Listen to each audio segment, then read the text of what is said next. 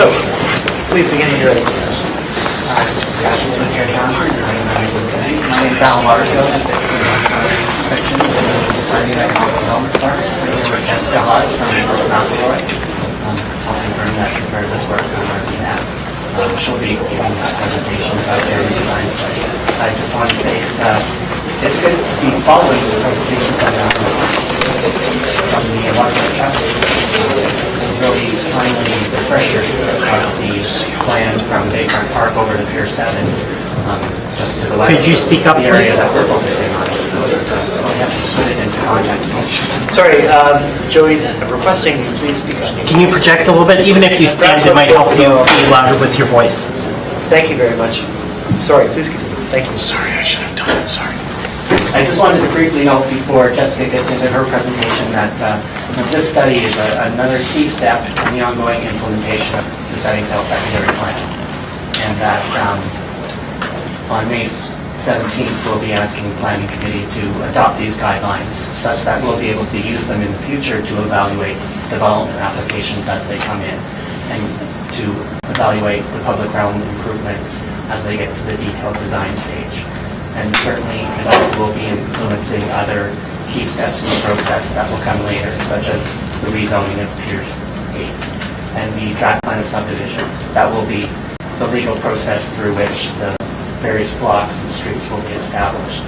And then also the real estate disposition strategy that will help determine who and exactly how the city will be working with in order to see this vision come to fruition.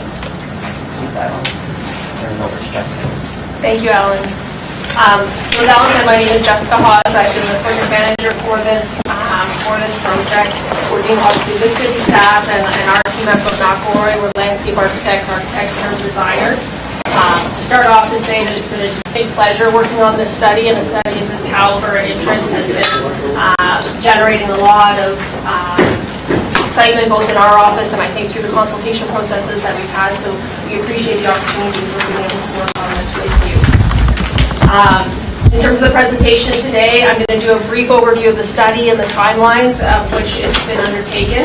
I'll go over the vision, the key principles that will be implemented going forward relative to the plan. I'm going to show you a demonstration plan that is one way of how the urban design guidelines could be implemented. We anticipate in the future as blocks develop and as the guidelines are applied, this isn't necessarily exactly what it's going to look like, but it's a strong representation of the urban design guidelines. I'm going to give an overview of the key components of the guidelines and then touch a little bit on implementation. In terms of the urban design study, it's important to note that this study was founded on a very strong framework of work that's been done by the city already to date. It has a strong policy background in terms of guidance of building heights and the goals associated with Pier 7 and 8. Our role as part of this study is really to look at character, to really determine what the preferred character of Pier 7, of what Pier 8 is and how it connects to Pier 7 and the rest of the western waterfront. So it really was looking at how the streets feel, the relationship and massing of buildings, materiality, all of those components of the community. The project's been undertaken over 3 phases. We're in the final phase now with the draft document in front of you. But there's been a significant amount of consultation that's gone on through that process. We've had 4 meetings with the public, 1 envisioning session, 1 session to come back and present options. We had a fulsome discussion of those options at a following meeting, and just this week we've had our final presentation where we've answered questions with the community and presented back that study and its recommendations. In terms of that policy structure guidance, I've mentioned a little bit in terms of the components that were sort of handed to us in terms of the rules that we were playing with. But these are in summary that the building heights were in the range of 3 to 8 stories. That there's a significant amount of open space that's required as part of this community, and primarily that's that 30-meter linear park that follows the edge of the water. That roads and trails and how they look and how they interact with each other is part of this study and how they interconnect. And then the setting sail guiding principles are a core component of guiding the outcomes of the study. Color's a little off in this diagram, but I think starting with the green spaces and open spaces was really the starting point for the Pier 8 and Pier 7 vision. The areas surrounding where that 30-meter linear park is, continue and surround the entire community. And it really, those are the founding elements that structure the community, and that's really where the vision starts. In terms of the open space program, we asked people the types of activities they would like to see in this park and in this area. We anticipate these will be developed through city staff and through future implementation discussions. And some of the ideas that people talked about through that is the idea of creating seating areas and plaza spaces, potentially a skate park, playgrounds, splash pads, even an urban beach. All of these components, as well as a cultural plaza, all come together to be ideas for the future. So how these get implemented will be done through future studies, but it provides guidance in terms of what the opportunities are. A key component of the plan is views of vistas and ensuring that those strong views to the water are retained. They're highly valued through the community consultation process, and I think something that we all agree on when we're down in the study area and when we're here today. So making sure that all of the streets provide a clear view, and also continuing from the street grid to the south. So you have this continuous view of the Hamilton Harbour, both north, south, and east, west.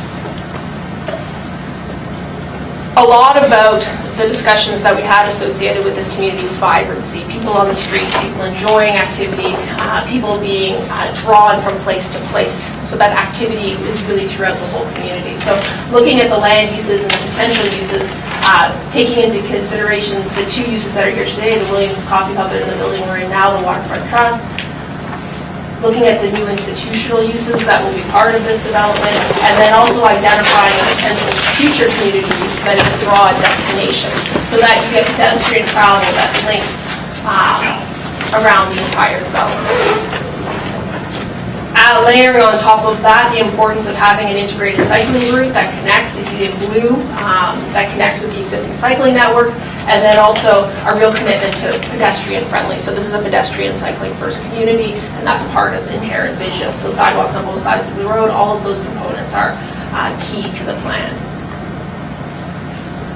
The urban design guidelines really focus on the ground floor and the character of the ground floor, so how somebody who's walking down the street would relate to the face of the buildings, because that's really the most important relationship between the public and the face of a building. So making sure that, again, there's a diversity of uses on the ground floor with the institutional, the residential, and also the commercial, so in blue. But the residential, the idea that this is a rhythm of front yards, that it's not entrances into apartment buildings, that it really is front doors facing onto a street, so people are coming and going in their daily life, and that they're active, vibrant streets that are constantly in use by a variety of users 24/7.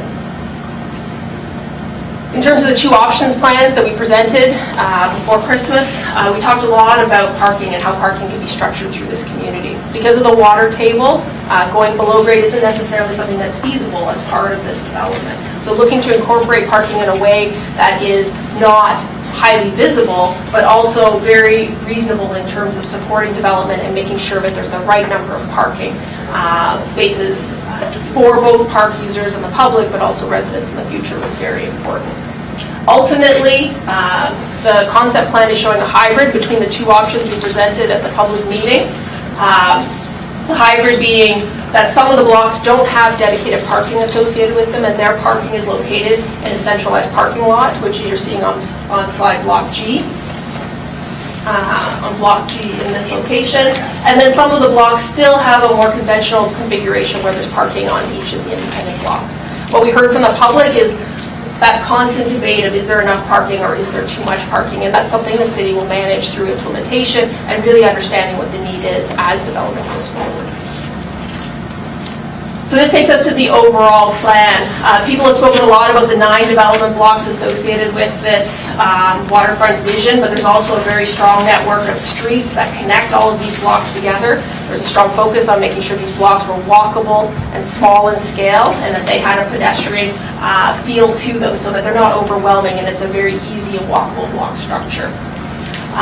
Central to the plan is also this additional greenway, which is a street in a way, but it's a street that's dedicated just for pedestrians and just for cyclists. So this is a special street that still has that unit facing directly onto it, and it still has that active life, but it's not a place for cars. It's a place for stormwater management, and it's a place for cyclists and pedestrians.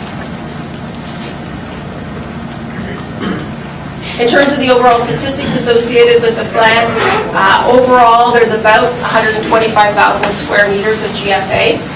Of that, about 8,000 square meters are commercial and 7,000 square meters are institutional, with residential rounding out at about 108,000 square meters. So there's a lot of numbers, but what that basically results in is a range of units from 1,000 to 1,500 units. Ultimately, we don't know at this point what that range will be. Market will decide, the city will decide through future discussions, but it represents units that range in size from 70 to 110 square meters, and that ultimate number will be finalized in the future. In the parking plan and the concept plan, we're showing approximately 1,400 parking spaces and 56 on-street parking spaces. On-street parking is very important to the plan. It allows convenience. People can stop in for a couple of minutes, go to a restaurant for the evening. It provides that drop-in component to the community that's so important. In terms of the overall percentages, about 42% of the overall community will be part of those 9 development blocks. It's important to remember 2 of those blocks are still public uses in terms of being able to accommodate institutional uses on one of the blocks and then potential community uses on one of the other blocks. It doesn't necessarily divide an even private designation. But what that leaves overall for the streets and open spaces and really in the public ownership is 57% of the overall community. So still a large piece of that is remaining in public ownership. This is a visualization looking northeast. I'll go faster. This is a visualization looking northeast. You see the Gateway Park as you're coming into Piers 7-8. You see the existing Williams coffee pub in this location, and you see the Sarko restaurant or the Waterfront Trust building and the Waterfront Trust building here and skating rink. All of those uses are retained in the long term. You also see the new expansive 30-meter linear park surrounding it and the 9 individual development blocks in the plan. So just to highlight the central parking garage in this location, that central parking garage is also wrapped by residential uses at grade. So it's not going to look like a parking garage. It's not going to stand out in terms of being different from the rest of the community. It's still an integral piece within the whole community. With retail, that mix of ground floor uses like retail along Street A facing onto the Gateway Park, creating a relationship with the retail of Pier 7 and really creating a synergy in that location, as well as the cultural plaza on this side, which has the potential of retail associated with it as well. This is a visualization looking west, so again, just to orient yourself, the Williams Coffee Cup here, Sarko restaurant here, Haida in this corner.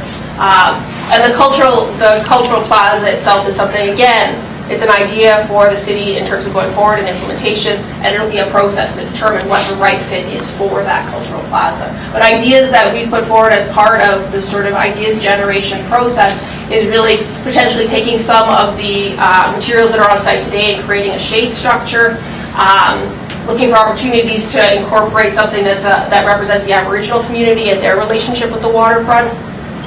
But also providing a variety of activity spaces along the entire length of the waterfront. Especially at those view corridors that I highlighted previously, where we want to make sure that we keep that open air continuation so you can see right through to the water and that they're not blocked by future uses. In terms of the core community guidelines, there's 5 key components to the guidelines. One is the open space character, design. There's a strong focus on infrastructure and sustainability. So the guidelines really focus on the idea of thinking about sustainability first, at the first stages of the design process.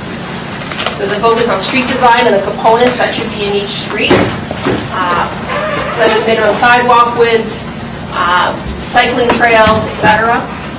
There's a section on parking and then also building design. In terms of the open spaces, there's 5 key types of open spaces in the waterfront Pier 7 and 8 area. Each of those has guidelines associated with its character, what it should look like, and how it should function in the future. Same goes for parking, although in the future, Piers 7 and 8 isn't intended to have surface parking. We recognize the existing parking that's there today will be there for the medium, and for the short and medium term potentially. So, but again, those ideas of sustainability is interwoven into the parking as well. Opportunities to green things such as parking structures and also to deal with stormwater management in the street are all part of the urban design guidelines. In terms of building design, the idea of diversity is the strong focus that's in the guidelines, making sure that the architecture of this community is one that's unique to Piers 7 and 8, but it's also one that is varied and different. There's not going to be a community where every building is exactly the same. This is a community that will, you will be able to choose your favorite buildings, and you'll be able to discuss with your neighbors which ones you prefer over other ones. And this is an idea that each one highlights design, and it's a focus on best practices in design and materiality. In terms of the implementation, the phasing plan that's included in the document looks at establishing blocks closest to Guy Street first.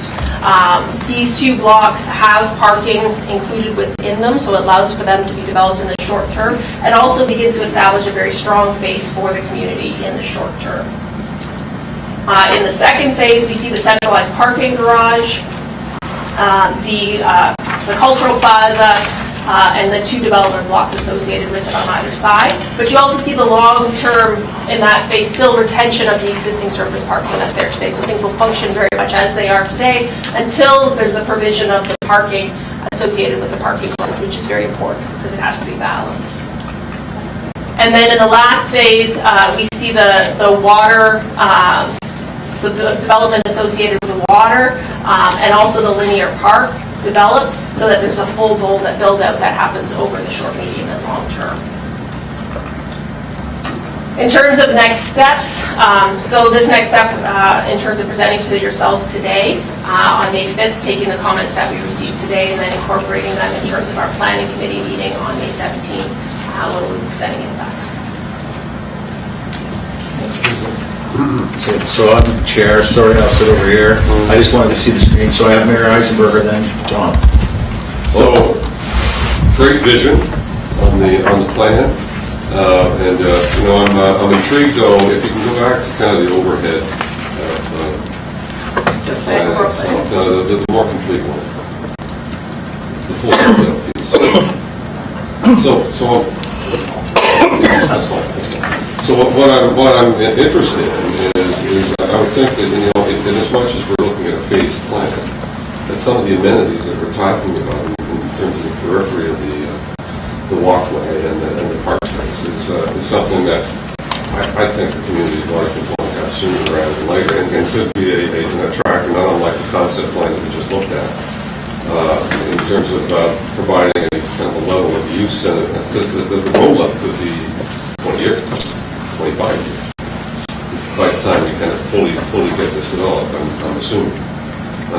Tell me if I'm wrong on that one. I mean, if it's all going to be built in 5 years, then I'll be very pleased to see that we take our measured time in terms of getting that public space developed. So, is there a concept on how we can, you know, first phase and then for after or simultaneous to the first phase, as we realize the revenue coming back, that we take that revenue and build out the amenity space that would be on the front end of the entire pier that we're talking about, including what we're already started on the park.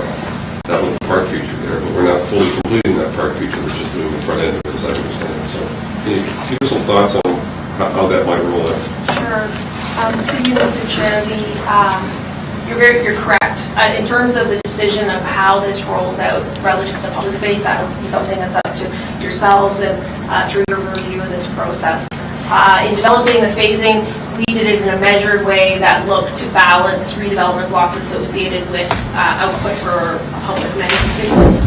But through the design review panel, we've also had this discussion that looks at the idea that with the public space being in place sooner than later, it's also a benefit to the values of those lands that are being developed. So it is really a chicken and egg, and I expect that the disposition strategy can talk to that perhaps a bit better. Would you like to speak? Chris? Just through, in the initial implementation plan, we actually had the entire phase-in of the rec master plan elements across the period over a 10-year horizon, going back to 2014 to 2024. Initially, Gavin had mentioned earlier on, we had it phased in to do different elements at different times, and earlier on we discussed the idea of actually taking and upfronting some of the money that would have been in later years to do the Piers 5, 6, 7 kind of area. Same sort of thing can happen here for Pier 8 as well. It would just be about forwarding money that would have in the 10-year plan been forecast to be out into 2022, 2023, 2024, and bringing it forward. Always in the plan, though, it was predicated, and something you mentioned a second ago, Mr. Mayor, part of it was predicated on how do you leverage the money that council rightfully wanted to upfront to then draw later on some of the investments that were made. So as the Pier 8 development, and even the Pier 6 and 7 commercial village, as it starts to generate tax revenue, that could actually then be reinvested back into elements of public space. So I think perhaps part of the discussion as we're looking at the capital budget, as you voted earlier on, could be about seeing what is a realistic time frame and funding envelope that would be required potentially a little sooner rather than later on that. Yeah, I would think, thanks Chris for that. I would think that if we know approximate value today in terms of what we might realize, that we could always advance funds for kind of the balance of the public space work, and under the knowledge that the revenues are going to come back at future phases in any event. So I think that's good. The second piece that I'd ask about, and this is an implementation issue. So someone's mentioned, great vision, fantastic. I think it's great vision. I think we have pretty clear about what the vision is. I see a lot of green. I see a lot of buried buildings, like we just talked about a minute ago, which is exactly what we need to have. We don't need a monotone kind of approach there. But the challenge is the rigor of having that implemented. So what can we build into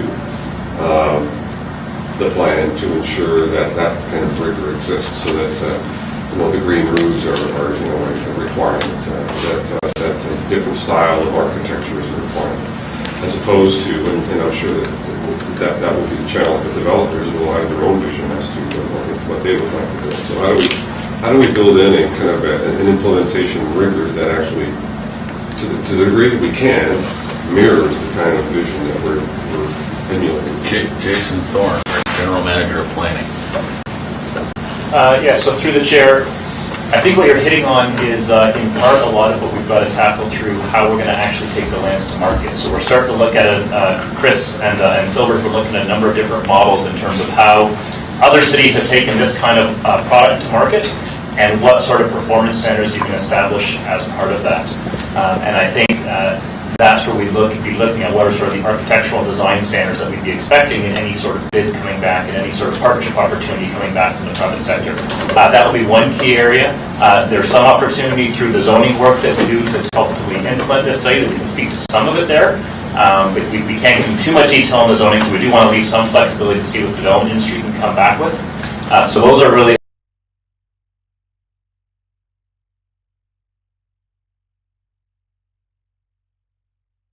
provide council with some opportunity to put in place some performance expectations. Thank you. Councillor Collins, thank you, Mayor. Thomas before me. Okay, Councillor Jackson. Mr. Acting Chairman, I'm sure your committee's discussed, but just quickly for my edification, when you use the term institutional, are you referring to a potential college campus, hospital, a Castle Lodge type of facility? What are you referring to as institution potentially? Edward Please. John. Just curious, Edward, nothing else there. Good question. No, thank you.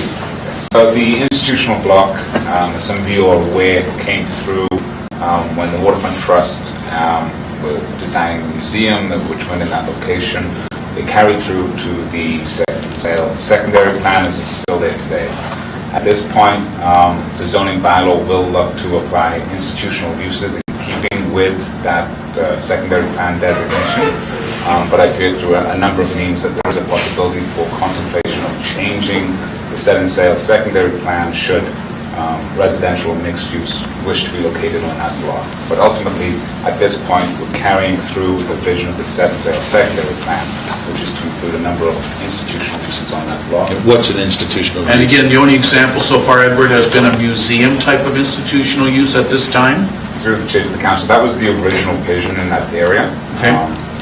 At this point, we have standard institutional uses in our zoning battle. Which would include what, like a college campus hypothetically, things like that? Hypothetically, what I think we would have to tailor those uses for this location is going to be some of those institutional uses which really don't fit this vision. There's also some low-density residential uses permitted in the standard institutional zoning. Those two would be taken out because, once again, this is a very specific vision. So we'd have to put our minds to what type of institutional uses would be complementary to this. Interesting. Oh, yes, I'm sorry, please. This is going to add through the chair. The institutional uses that are listed within the institutional designation within the secondary plan that lists things such as hospitals, nursing homes, day nurseries, schools, libraries, museums, places of worship, and social services. So those are the uses that are anticipated through the secondary plan. And none of those, Mr. Chairman, at this time, if you will, none have fallen off the table. Any and all of them are hypothetical, none of them are hypothetical. I'm just curious as to if the committee here has even eliminated, if you will, any of those potentials or said they just wouldn't be the appropriate fit type of thing, or that's still a long ways down the road. We have not. Brooke McElroy. Through you, Mr. Chairman, please. I'm sorry, I forgot your name. Jessica. Jessica, I was going to say it, and I'm glad I did. No, thank you. So we did identify in this study, we asked the public as part of our consultation process for ideas associated with this. A number of them are outlined in the implementation section and a process for the city to look at them should they decide to. They included things like recreation facility, community center, universities, and those types of things. Okay, very good. Thank you, Jessica. Thanks, Mr. Chairman. Thanks, Councilor Collins, for letting me go. So that's the first time in this committee that the subject's been broached, though, So there was So some thank reason you. for me coming today? Oh, you're always a value to any subcommittee. Thanks. Free coffee in the lobby. And there's coffee. Collins. Thank you. Through you, Mr. Chairman, can I ask you to go back to the parking situation? And I was hoping you could explain why we would exclude it from those three sites. So, And ask it in the context of how marketable those parcels are by excluding them from, obviously, the sale, whether they're rentals or they're condos. Not to have it on site is certainly something that may not work for someone who's looking to invest in those properties. definitely, and I think it's important to note that this plan is a representation of one way this could be implemented. So it's not built into the plan? No, also with the plan are secondary options for these blocks that would include parking. This is one approach to parking that has a centralized parking garage where those blocks don't have parking associated with them. The main benefit for that is in these three key sites, it allows you to achieve an at-grade landscape condition that allows for courtyards, centralized spaces that people can walk through associated with these core places where they face onto both the corner and an entry place into the development. It is a little bit of a change of thinking, I realize, for the market in terms of whether or not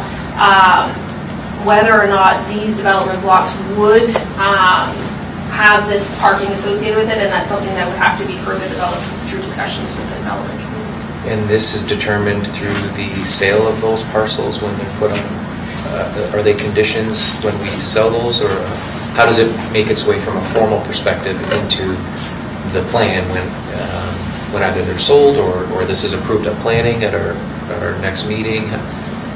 When is that determined? So I can speak to the more the expression of interest process. Someone from planning maybe can speak to the notion of legislatively as it relates to how we would incorporate this in the expression of interest process that we will bring back to you. One of the key parts is to see what this document was, what are the guidelines that are in it. Obviously, our expression of interest will use the guidelines and say, here's what the guidelines say, and we would ask the development industry how they would actually seek to implement. One of the first steps of that process will be a series of market soundings, focus groups, if you will, with the development industry. this document being a key part of that to see exactly what would be the elements here that would be workable from a market perspective. To be clear then, Chris, then in the future, we'd have an opportunity to suggest if we wanted to add parking to those structures. If we pass the urban design guidelines as they're written, we're not locking into this concept. No, this is just one way that the urban design guidelines Perfect. would be. From a staging perspective, help me understand, is there something from a servicing perspective that is forcing us to start from Guy Street to the edge? And I ask that in the context of not following closely, but aware of what's happened in Toronto. Someone moves into one of the first buildings that are constructed here. The higher densities are in the back. The developer comes in with an application that says, I'm now building to the maximum, 8 stories. I paid a premium to have my unit on that side of my building to look out onto the Burlington skyline. And now because you've submitted an 8-story application or 10-story, I'm now, with all my neighbors, appealing your development. And so that whole, the staging of building towards the water, you go through that 3, 4, 5, 6 times. The reverse, starting where you have phase 3, you don't have to deal with that because you're building the other way, the higher densities are in the front. So I know in Toronto that many of the applications have been affected by that type of development. Knowing we control it in this context, is there a way to look at doing something in the reverse? There is. Well, maybe if I can walk you through some of the Sure. conventional reasoning of doing it this way. So there's really 3 reasons why you would want to phase it this way, and having the benefit of having a plan in hand for the entire community, I think alleviates that concern that people are going to have something taken away from them as they buy their units. They will be aware of the future development blocks and their sizing and mass prior to purchasing a property. So that's something that other communities haven't had the benefit of not knowing whether a building's going to go in front of them and how big it's going to be. Those are established in this plan. So that unknown quality is helpful as part of the process being implemented. Typically, from a development point of view, you want to make sure that as the value of your community increases and as your disposition, I'm not preparing a disposition strategy, but from which will provide more insight onto this, but as you're developing the property and the community becomes more popular, you want to retain those properties that are going to be most valuable in terms of the disposition of them, because that's going to be able to give you your leveraging for your community uses and really having that money to be able to build them to the best quality possible. So it does help with that as well. Then, lastly, from the street structure, if you build those blocks along the water last, it means you have to build the entire street structure to service them immediately, as opposed to building a little bit of the streets at a time and making use of the structure that's there today. So to develop this, it requires a regrading from south to north, so that there'd be a 5% grade from this new street to Guy's. So then these blocks tuck neatly and the parking is hidden inside the blocks. So that's a regrading issue that's easier to do when the blocks are being constructed. And as you go into the next phase, or the final phase, if you did this phase first, you would have to do that regrading and build all the street networks associated with it, but only have this parcel to finance that work. So it helps to do it incrementally as you move into the site, simply from an output point of view. So if we build the public realm, through Mr. Chairman, we build all the public realm on Pier 8 at the upfront stage, you're forced to regrade when you have to do that at that point in time, or is that something that could wait till later? If you do all the street configuration, the greenways, the 30-meter... You did the whole public realm, but you could look at a situation that does the linear park and phase that public realm as well. But you're right. Okay. My only fear is I know that, as was referenced earlier, this plan is a 20, 25-year plan, and I understand people move in, they get used to something for 7, 10 years, then understanding it's an approved plan by the city, an application comes in, and then people mobilize, and it just delays the development process. So, and that's part of the planning process, and we can't get away from that, but I wondered whether there was a way to avoid it in terms of looking at a different scenario. My last issue would be in terms of the materials. The urban design guidelines, when we talked about this several years ago, most of the discussion that we had was about the type, the look and the feel and the type of the buildings that would be constructed in the future on this site. And so in terms of limiting certain materials, stucco and some other things that others may have a preference to avoid, is there a way for us to lock in through the urban design guidelines in terms of saying these are the permitted materials, these are the themes or the looks that we're going for in terms of, you know, steel and glass, which seems to be popular in many new urban areas.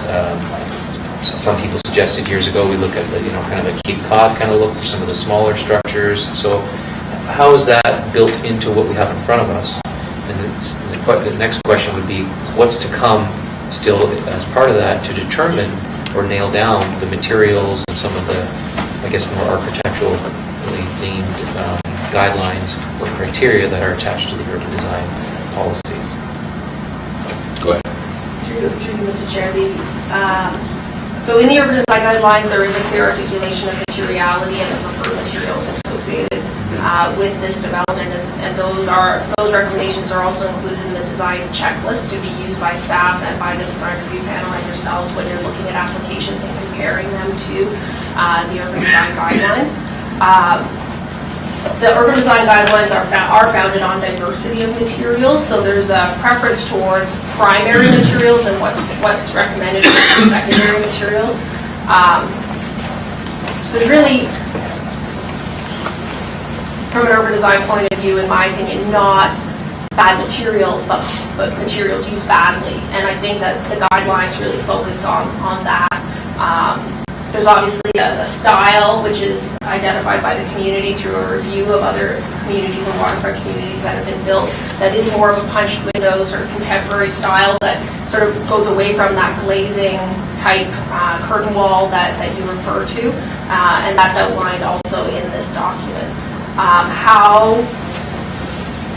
How far staff would like to go in terms of codifying that is really a matter of, I think, future implementation and discussion. But ultimately, diversity is one of the hardest things to codify, diversity of materials. And really, it is an ongoing process by council and by staff and design review to recognize that as this community goes forward, that it'll have to be reviewed in its context on a project-by-project basis. And I would suggest, and thank you for that, through Mr. Chairman, you know, my concern is that if you were to put up those pictures of what we expect to see in the future, and you've shown some very creative, just maybe go back to one, I had one more slide, I think, right there, these ones. In terms of mid-rise buildings, I mean, there's, you know, the bottom one there and the top, some at the top. I don't see any examples of that locally right now. You know, I can show you some pictures that look pretty bland in terms of some of the developments we see. And so I was hoping that through this process we could avoid some of the current standards that some builders use and gravitate to some that are very creative. We really don't have any buildings that are iconic in Hamilton, except for those that were built 100 years ago. There's a reason for that, and we try our best to keep those.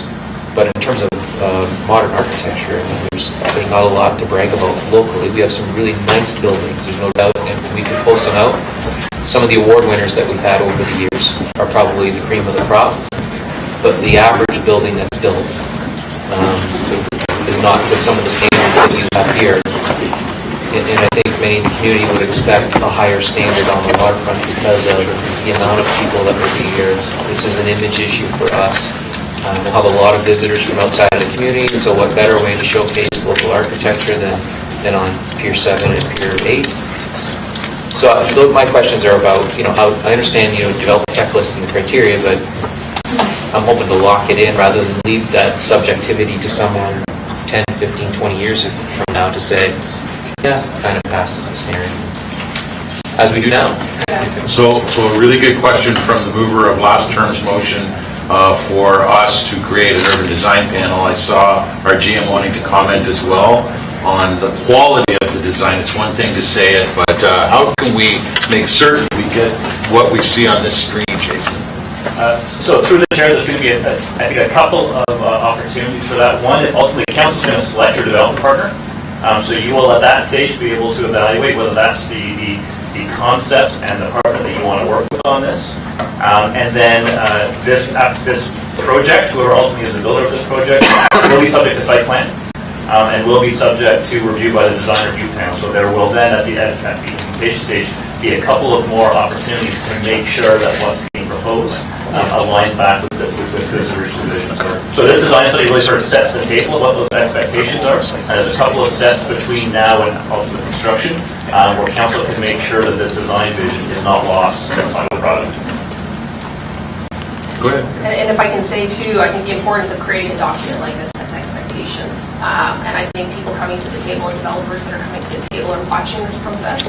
And they, I think through the commitments that have been made through, say, staff and through this report, understand what's expected of them. So it does set a different tone, and I think it highlights and attracts a different caliber as well. And Chris, this costs a little more, but that's something you're working on too. The valuation actually maybe encourages a better design because you're getting more bang for your buck designing down here.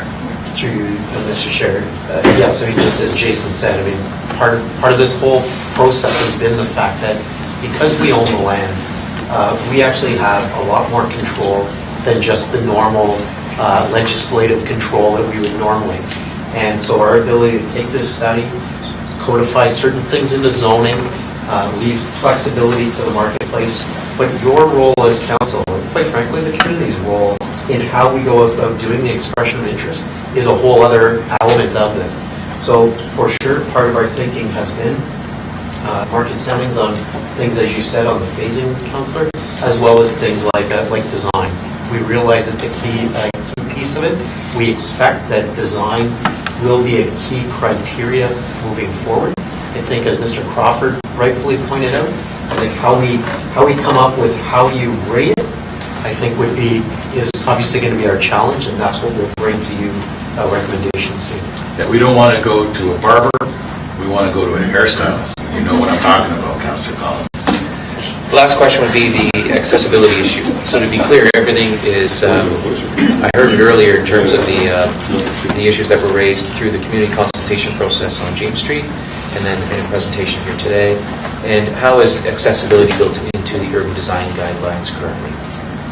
Thank you. I appreciate you asking that question. Alan asked me to highlight that as well through this. So it's very clear in the report that especially all public lands associated with Pier 7 and 8 will be built at AODA standards, so the highest level in terms of accessibility, and the focus on accessibility for the community is interwoven through the entire document. So it's one of the core principles is that this community is accessible and enjoyable by all people of varying mobilities, and that's integrated in the urban design guidelines and the chapters. And is there further we could go if we wanted to, or have we stretched the limits on accessibility in that regard? I mean, we have AODA issues that we're bound to by law to deal with, and we embrace that. I'm not certain what else we can do. We've talked about, from a design perspective, giving public full access to the water's edge, which was part of Werner's presentation, and that's been accomplished with the linear park. So from an accessibility standpoint, formally and informally, your opinion is we've met all of the requirements? Yes, and as a first principle, I think it directs future designers as they're laying out their plans and their designs for the community to recognize those core principles of accessibility, such as an able-bodied person and then somebody who's traveling who has mobility issues in terms of moving around, that those two people can travel together and can sit together and can spend time together in this parking space. And I think that is a very important principle that's integral through this report and also in future implementation. Great, thank you. Okay, myself on the speakers list, just a few quick ones, and then time for the mayor to close it out, unless Councillor Jackson has a subsequent. Alan, you mentioned when we delivered the plan the other night at the Waterfront Center, as it relates to what has been long discussed with respect to the cadet area to the east, close to the Haida, that you revealed in your presentation, as part of the presentation, that will not be around in the future. In fact, it looks like it's the first phase area as well. Subsequent to the meeting and that announcement, which was, I was very impressed and happy that you were at the appropriate time with over 200 people in the room. Finally addressing that, because I think for some it was starting to wear a little and wane. So Chris Phillips and Al Dorr have subsequently met with the cadets, the naval. So can we get an update today, just a brief update on how the conversation went with the cadets and where we are in entertaining them? Through you, Mr. Chair, Mr. Dorr and I met last night with the Sea Cadets, and it's a very passionate group. There's a long-standing history within, not only on this property, but within the North End. And we expressed exactly that our commitment, and through Mr. Plessel and Mr. Fitzlegland's presentation earlier on, the idea of the history of this area is really key. It was fundamentally part of the Rec Master Plan, the yacht club, those types of things. We expressed that same commitment to keep the Sea Cadets and try to find a solution for both the Sea Cadets and the Navy League. They recognize the fact that this plan calls for that building not to be there in the future, and we started a dialogue as to what could be their future needs and how could we help them and assist them in a transition. It was certainly emotional at times, as it is for all these types of community groups, but I think we ended up with a great ability we decided we'd continue a dialogue. They're going to put forward 2 representatives to work with city staff on what that transition could look like, and we even started to talk about different scenarios that could be solutions. I think the other thing that we're looking at, and they gave me kind of 2 pieces that they really wanted a commitment on that we need to get an answer to them. A, what is the actual firm deadline that they no longer would be able to occupy the space? And then secondarily, what could be the transition plan as we kind of move forward? So those are the 2 things that Al and I will work on over the next week or so, and get back to them and continue the dialogue from there. Okay. Some may argue that and great, thank you, and thank you, Al. I mean, you've been on this file, this Waterfront file since day 1, 22 years or more. Longer, I'm afraid. And a lot of it is about longer, is about personal relationships, and you've built a great many of them, and very valuable to us. He doesn't say much, but he certainly works hard, and he hasn't, as it relates to the Waterfront, in a very big way. Actually, he says a lot, he's just not saying a lot right now. Let's put it that way. The fun stuff, again, and I'll wrap with this. We mentioned how it'd be great to expedite Pier 7 and on down, and we had, I think, some quality movement in that area in today's meeting. But if you can go to the slide that shows the beach and shows the amenities along the 30-meter wide linear park, which I absolutely love, and I can't emphasize enough that for those who want to say there isn't enough public realm in Pier 8, I mean, just take a look at this picture right here. I know, Kimberly, that a lot of the beach, the amenities we see, particularly facing Burlington, facing, what is Burlington, the west, south? Where's it in the lake? I get confused. Was born of the engagement process. The public came up with some really great ideas, and you've shown these ideas here, correct? Sorry, who's Kimberly? Sorry. Jessica. Jessica. Just one of your names. Sorry, Jessica. It's been a really long week. No excuse. Jessica. So a lot of it was great ideas from the public, correct? Yes, a lot of the ideas came through the public consultation, also through the precedent images that people reviewed and selected as part of those. Okay. And I gave at another meeting this morning, Alan, a little bit of the business. I noticed that we have an amphitheater next to a stage on the east side, sorry, on the west side, right by the skating rink? Yes, which is just one idea of what could happen. I mean, it's really a more detailed. Right.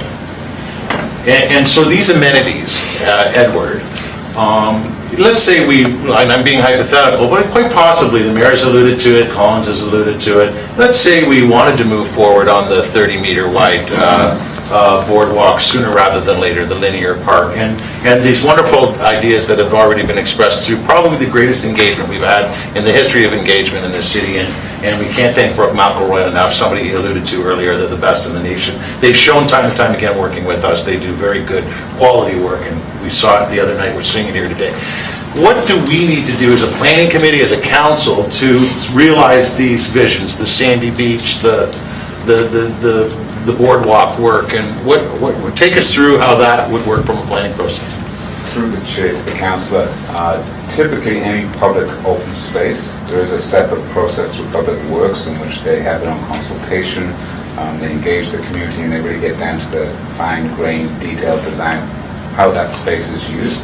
Obviously, there's a great starting point in terms of some of the different options through this study, and that will then be the platform for that discussion. But there is a separate process which goes through a separate public process. Certainly any motion by council to further land credence to this design will assist in those discussions. Great. Thank you. And I'm fine if there's anybody else. So the mayor, second time, I take the chair back from you, Councillor Collins, or sorry, back to you with the chair, Councillor Johnson. So, Councillor. And we have the mayor on the list. Mayor Fred, pardon. Hi, Mayor Fred. I just want to kind of go back to the design features and how do we walk that in. So, you know what, as I said earlier, I have a vision of buying one of the first units if at all possible, but that's like phase one. So, and you know, when I develop amnesia, I'm going to not remember, or some of my fellow residents are not going to remember that phase 2 and phase 3 are going to be coming down the pipe, and they're going to, you know, what typically happens is, well, I know I signed something when I bought the place, but I thought it was going to be park space. So how do we avoid kind of those future problems that are kind of part of the phasing process? I mean, it'd be great if we could build it all out at once and we could avoid it all. But how do we block that out from future problems? Jason.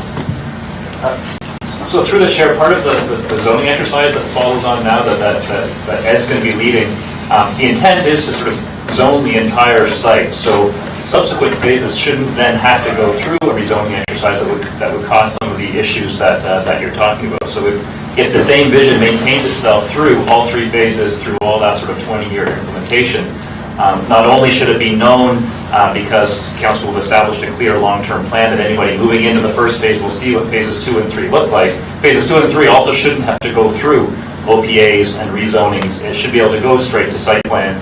That's the approach we're taking with the zoning exercise, is that the full concept, the full build-out will be what's established in the zoning. So the full site will be pre-zoned so that subsequent phases can move through approvals quite quickly. So it shouldn't have to, or won't? But most of it won't. Staff won't be here. So how do we kind of properly codify the kind of design features that we're looking for so that it doesn't get undone, you know, in the future years? I mean, this is now a kind of complete design with varied design features built into it, very different kinds of fabrics or materials.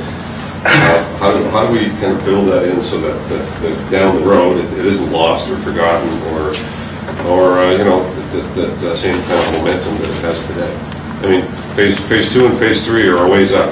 So how do we maintain that consistency going forward?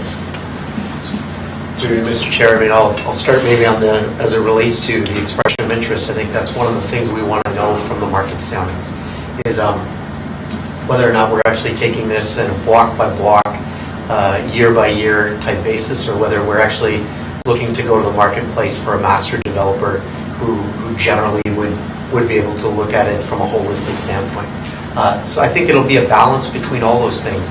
We balance, some of it will be included in zoning, some of it will be included in things like the standards and the design review panel, and some of it will come over how we actually go about choosing the development partner. I think that is the key thing about the development partner, is that if the city and certainly council is really interested in those elements as we move forward, I think it's key to actually choose the right development partner so that they're developing all the way through. I think the other piece is, don't forget, and I'm no designer, as all of you know, 20 years from now, you know, certain things will change as well. So I think you have to also want to guard against firmly implanting standards that may be there today, and certain things change, and now all of a sudden, 15 years from now, there's different precedent images that everybody kind of wants to put up on a wall, and then somebody says, well, no, you can't do that. You got to go through an OPA in order to get there. So I think it's kind of a balance of all 3 of those elements. So maybe my kind of general theme of the question is, are we prepared, because we own the property, which is a luxury for a municipality, that we can be prescriptive? Are we going to? Is it in our interest? I think it is in our interest, but is it are we going to codify exactly and precisely what we want to? On the expression of interest through you, Mr. Chair, that's really going to be the key in what we bring forward to you as recommendations. I think the question will be on how prescriptive do you want to be? And then going back to Mr. Crawford's spectrum of issues that he contemplated earlier on, how prescriptive are you going to be on every single element? And that will actually be, and then how does the marketplace react to that? So right now, we're actually talking about design, materials, what it looks like. Are we going to do the same thing on every single element as it is? I take one other step and say, don't forget that beyond the buildings, the other character of the area, and Councillor Farr mentioned it, and Jessica's mentioned it many times, we control the public space as the city. So let's not forget that the standards that we put in place is really also about us and what the city's looking to invest going forward as well. If we decide that for budgetary reasons or whatever the case may be, that we're not going to fulfill the same sort of mandate in those great public spaces that are part of the plan, then that's a piece that we actually own as well. It's not just necessarily what the balcony looks like and the windows look like. It's also what's the sidewalk look like, are those trees going to be planted, those types of elements as well. Yeah, if I could add to that, I think it's really important to recognize that this is a question of design excellence and supporting design excellence. And typically, urban design guidelines, they're great in setting a vision, but ultimately the design excellence is going to be based, just like you're saying, on the partners that you select and the portfolios that they put forward. And that's where your level of comfort is going to be. You're not going to get design excellence out of someone who hasn't previously done design excellence. So it's really a criteria in terms of selecting the partners and ensuring that the right people are designing this community in the future. And I think, talking about the progression of styles over time, I think one of the most interesting things about this community will be, for the focus of design excellence, it can represent design excellence of the eras that it's built over. And I think that's a really important component of a living community that really evolves over time and has a representation in history as it's constructed. So codifying certain things really can set it in a moment in time that you might want it to really represent design excellence of each of the eras that the bases are constructed. Thanks. So let me just, I mean, it's a unique site and an extraordinary site. I think we've all had that kind of long-term vision of this site and actually more down the road. And it requires, I think, and you're all talking about it, extraordinary design. It just can't be average. It's got to be extraordinary. And then, so what we're talking about is how do you ensure that happens, so that we're not left with square block buildings that we can find up on the escarpment over those 50 years. And I'm sure that's not the intent, but I mean it's good news all around. I mean the open space, the design, the green roofs, and the sustainability issues that I think have to be built into that. I think really is fantastic. So, thanks, Mark. Yeah, Councillor Farr. Yeah, Mr. Chairman, I got a unit that the mayor and his lovely wife can put their money down on right now in Block C. I'll show him a little later. So 20 years from now, he'll still have a bit of a vista. I'll help you out there. Anybody who can answer this one, I forgot about it. Setting sail secondary at a hotel, one hotel. It's not in Pier 8, it's not in this urban design unless I'm wrong. Can someone speak to where that hotel goes or what happened to that hotel? Anybody? Through the chair, I believe it's one hotel on Piers 6, 7, and 8. Okay. In that area, one hotel. Okay. It's good. Thank you. We don't know where yet, obviously. Are there further questions or comments? Received presentation. Thank you very much. Moved by Councillor Collins, seconded by Councillor Farr. All in favor? Carried. Great. 8.1 is an update on the community engagement status. I call upon Alan Waterfield, Senior Planner, Community Initiatives, to introduce our presenter. Sorry to probably be through me, Mr. Chair. Just kind of back to this. In general, I think everybody has been aware that we've been conducting a pretty extensive community engagement process. All things. Chris, can you speak up, please? Sorry, all things being equal from a staff perspective, we believe the process has actually been quite robust and has certainly garnered much attention and much interest.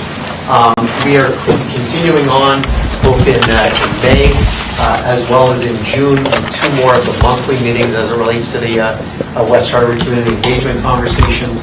But we're actually going to try and branch out way beyond just the local area, and it's been mentioned a couple times already tonight. Over the course of the next 3 months, leading right into the summertime, we're going to embark on a large-scale citywide engagement process to where we start to really communicate this plan now to the broader city community. And we think that that would be really great in order to get feedback from those who maybe aren't necessarily as in tune with the day-to-day interests every day down here, as well as those who actually would never think of coming out to a public meeting because they're busy in their own neighborhood, but yet see the waterfront as being one of those destinations and jewels and public assets that they want to enjoy as well. So we're actually, an ask of council on this is we're actually in the process of reaching out to all of you. We would like to go to the places where the people are. We're taking a page out of Mr. Johnson's book on the neighborhood strategy as well as the vision group for the city. And we want to go to where the people are. And so one of those places that we're going to ask you is, where are the places we should go? And are there meetings that you're convening that we could kind of come and give an update as to what the future of the waterfront is? And I think what is great is we will meld together, yes, the presentation here on Pier 8, but also the elements that Mr. Plessel mentioned earlier on. It is lost on the community, the fact that this vision for the area is actually long-standing, that so much of the vision was things like public access to the waterfront and the changing of public spaces along that entire periphery from Bayfront Park all the way to Pier 8. And we want to make sure that people understand that that is the key element of the vision as we move forward. So any suggestions that both the members of the community have, but also council has in order to reach out to that would be great. We will then expect to pick up the community engagement meetings sometime in the fall. And lastly, as it relates to that session, we as staff committed to the group that we would be doing a session to kind of look at how are we doing on that community engagement relating to the West Harbour storefront. What are the things we should continue doing, stop doing, and maybe things that we should revise in our plan as we move forward. Cool. Move to receive. Thank you. Seconded by Councillor Collins. Move All item in favor? 8-1. I guess I just did that. 8-1 is received. Thank you, that is carried. So, item 9, are there matters of general information under business? Can I just say very quickly, I see Ed English is here. Am I getting your name right? Because I've been pretty off today. So Ed was here just a spitting distance away at 5:30 this morning, working out a buoy issue as it relates to a multi-million-dollar breakwater engineering feat that we are currently carrying out. We talk a lot about the future today, but there's a lot of present going on. Just coming up to this meeting, you saw a little bit of work as well. So I just want to acknowledge, we talked about, resources, be they limited or not. There is a small waterfront team. Rob Norman's here as well. Right now, Chris has been engaged with us a lot today and in the past, Alan and others, but it is a lot of work, and Ed is a good example of that just today. I haven't seen him yawn once. I've yawned 3 times, and yet he's been down here since 5:15 this morning. So I just wanted to recognize that there's a lot that's going into this, and we appreciate your time. And also, Mr. Chairman, if there's any staff here that do not need to come back after we're in camera or do not need to be here when we are in camera, I suggest they probably get time to get home with their families or go to the gym or whatever they do. So, Mr. Chair, if I could just add, because you made that, Jeff Pasadney as well from the Jeff. Development Yeah. Office. And Philbert Kim is actually a new hire. Philbert's right here. Oh, yeah, Philbert, sorry, Philbert. Philbert's actually a new staff member who's actually leading the entire expression of interest. And I see outside planner James Webb up there, who actually was our hired planner for the, help me out with that, Jason? We hired James, a local planner, to help us with. He'll be working on the zoning and the subdivision rules for hearing. Yeah, which is a great deal of work, but I'm glad we got a local guy working hard at that. So I just wanted to get that on the record because it is obviously ongoing and is extensive. Thanks very much. Could you take the chair for 1 second? Sure. Because I had a question, and I warned Jason and Chris I'd be asking this question. And it's not about Pier 7A, but it's the number one thing I've been getting feedback about from Ward 1 constituents in terms of West Harbour. What does our discussion about Pier 7 and 8 and the Ward 2 part of the waterfront reflect and relate to Barton Tiffany? So if a status update could be given about the latest thoughts re Barton Tiffany and linkages, if any, that are relevant between this conversation and thought re Barton Tiffany. Sure.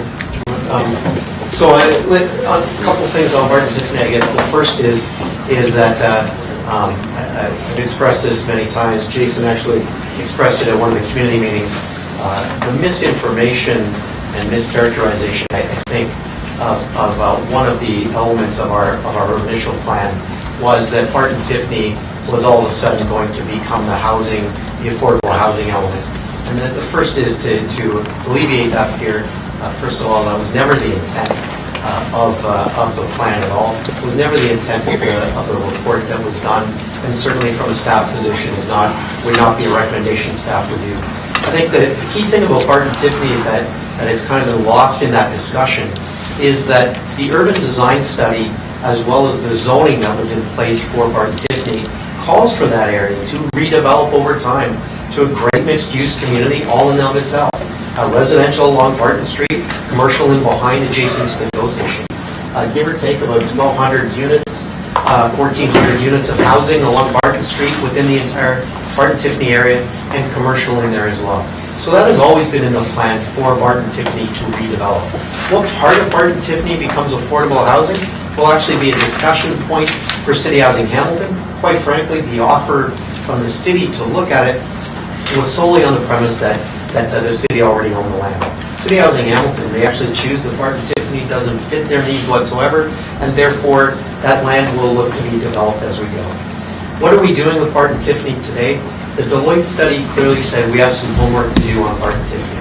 The key component that we don't know today is the extent of contamination issues and environmental issues.